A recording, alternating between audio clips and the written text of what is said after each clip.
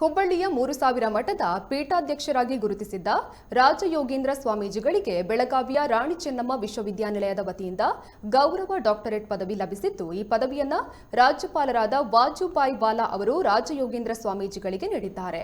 3000 ಮಠದ ಶ್ರೀಗಳು ಸಮಾಜದಲ್ಲಿ ಮಾಡುತ್ತಿರುವ ಸಾಮಾಜಿಕ ಕಾರ್ಯಗಳನ್ನು ಗುರುತಿಸಿ ಈ ಗೌರವವನ್ನು ನೀಡಲಾಗಿದ್ದು, ಪದವಿ ಪ್ರದಾನದ ವೇಳೆ ಸ್ವಾಮೀಜಿಗಳಿಗೆ ಹೂವಿನ ಮಳೆ ಎರೆದಿದ್ದಾರೆ.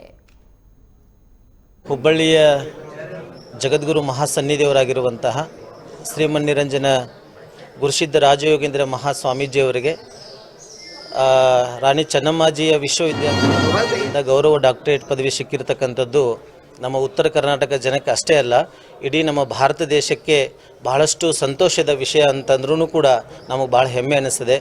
ಹಾನಗಲ್ಲ ಗುರುಕುಮಾರ ಶಿವಯೋಗಿಗಳು ಯಾವ ರೀತಿಯಾಗಿ ಸಮಾಜ ಅಂತ ತಿಳ್ಕೊಂಡು ಸಮಾಜವನ್ನು ಕಟ್ಟಿದ್ರು, ಅದೇ ರೀತಿ ಹುಬ್ಬಳ್ಳಿಯ ಜಗದ್ಗುರು ಮಹಾಸನ್ನಿಧಿಯವರು ಬಂದಂಥ ಎಲ್ಲ ಭಕ್ತಾಶಯರನ್ನು ಪ್ರೀತಿ ವಿಶ್ವಾಸಗಳಿಂದ ಕಾಣುವಂಥದ್ದು ಏನು ಪ್ರೀತಿ ಇತ್ತು, ಆ ಪ್ರೀತಿನೇ ಇವತ್ತು ಅವರಿಗೆ ಗೌರವ ಡಾಕ್ಟರೇಟ್ ಪದವಿ ಕೊಟ್ಟಿದೆ ಅನ್ನುವಂಥದ್ದಕ್ಕೆ ನಾವು ಬಹಳಷ್ಟು ಖುಷಿಯಾಗ್ತದೆ.